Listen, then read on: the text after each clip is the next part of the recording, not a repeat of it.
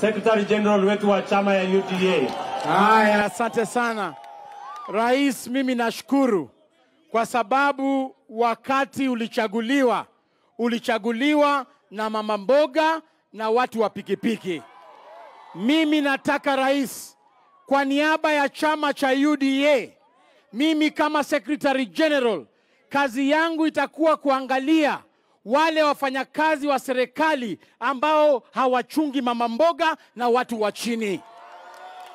Hao watu, kwa sababu hao ndio watu walikupigia kura Rais.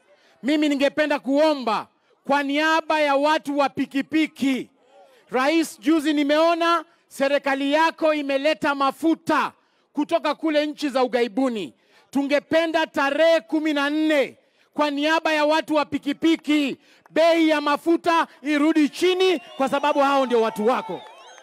Na mwisho kabisa, kwa niaba ya chama cha UDA, mimi najua mama mboga wa hapa wanatandika kwa barabara, hawana sokoni.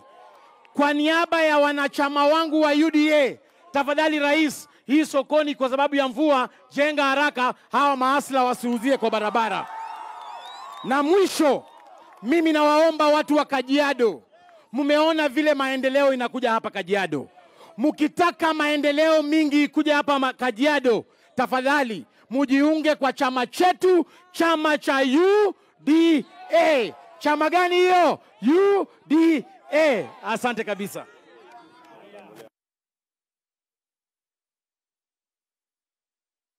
Metito.